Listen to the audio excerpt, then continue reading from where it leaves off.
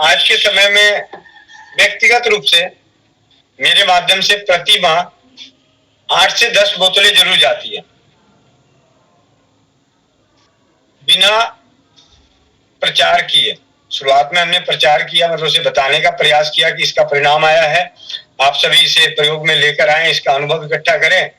और उन्हीं दिनों आनंद भैया के सानिध्य में आनंद भैया की मदद से उन 8 तेलों को मिला के कई भाइयों तक पहुंचाया गया और उन पे लगातार नजरें बना के रखे, उनका फॉलोअप लेता रहा कि क्या स्थिति है।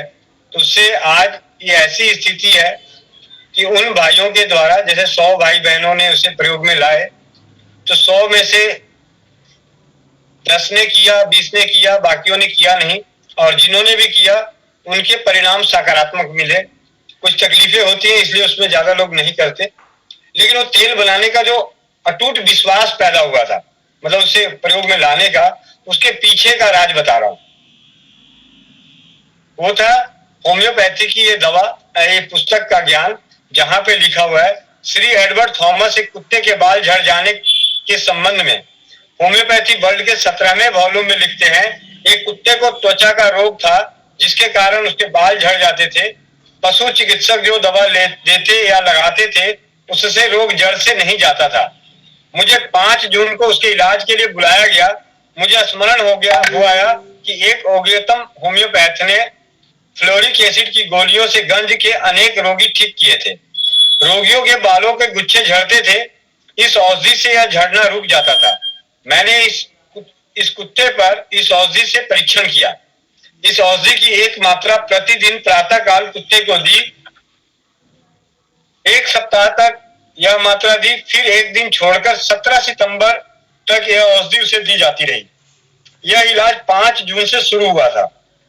इस प्रकार जून, जुलाई, अगस्त, सितंबर तक प्रतिदिन औषधि की प्रातः काल एक मात्रा देने से कुत्ते के बाल झड़ने बंद हो गए और जहां जहां झड़े थे वहां वहां नए महीन मुलायम बाल आ गए। ये तो जानकारी थी होम्योपैथी, लेकिन ठीक इसके नीचे 4 लाइनों में लिखा हुआ है, वो बेहद जरूरी हमारे लिए था, मेरे लिए विशेषकर। कभी कभी दाढ़ी में चकत्ते के रूप में बाल झड़ जाते हैं। मेरी आजमाई हुई दवा यह है कि जमाल गोटा नींबू के रस में चूने के साथ रगड़कर लगाने से वहां छाले पड़ जाते हैं और छालों के सूख जाने पर वहां बाल उगने लगते हैं। यह सिद्धांत जो है वो समझ में आया कि जमाल गोटा का तेल अगर हम लगाएंगे या किसी को रगड़ने के देंगे तो छाले होंगे, और छाला आज के समय में कोई भी बर्दाश्त नहीं करेगा। तब समझ में आया उन्हीं दिनों में दुबई में सोनीपत की दीदी है, उनका चावल का काम है, उनके पति दुबई में रहते हैं। उनके फ्रेंड्स की मूछे बीच से उड़ गई थी, तो कुछ ना समझ में आया तो अरंड का तेल बताया, उन्होंने अपने दोस्त को बताया, इन्होंने अपने पतिदेव को बताया, पतिदेव ने उन्हें अपने दोस्त को बताया। उनके दोस्त ने इसे हल्के में लेके नहीं किया, और कुछ समय बाद कुछ ऐसा वहां पे व्यवस्था रही होगी कि इनके पतिदेव की भी मूछे थोड़ी सी गायब हो गई। वीडियो कॉलिंग के दौरान इन्होंने देखा तो उन्होंने कहा कि आप अरंड का तेल नियमित लगाएं, भैया ने पीछे बताया था। और उनके पतिदेव ने नियमित रूप से अरंड का तेल लगाया और उनकी मूछें आ गई। और उनको देखने के बाद उनके दोस्त ने अरंड का तेल लगाया तो मूछें आ गई। ये दुबई की बात है जहाँ पे गर्मी होती है और गर्मी के दिनों में, और अरंड का तेल एक गर्म तासीर का तेल भी माना जाता है और साधारण तरीके से हर जगह मिल जाता है। और अरंड का तेल आपको पता ही है कि गोविंद भाई का सबसे फेवरेट है।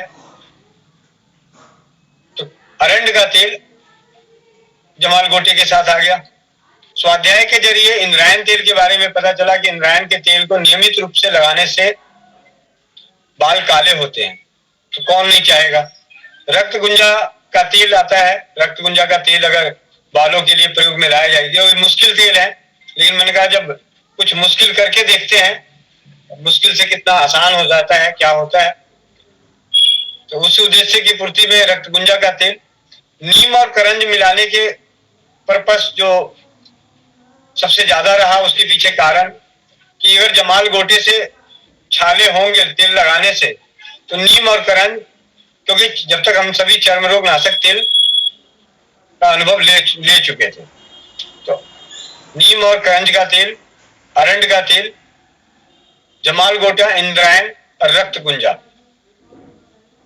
कलौंजी और अलसी।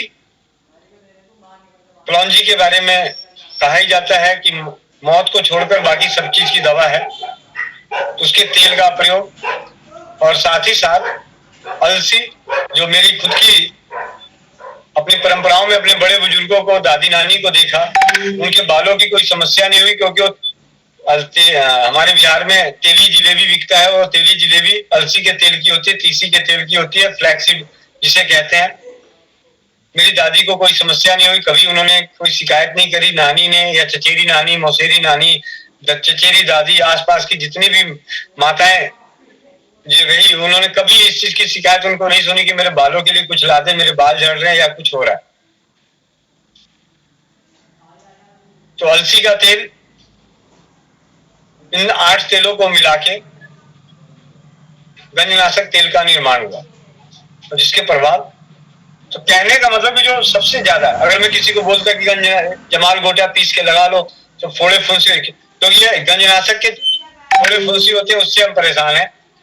ये बात इसी पुस्तक का देन है कि अनुभव के आधार पे, अनुभूत प्रयोग के आधार पे जो ज्ञान मिला, उस ज्ञान का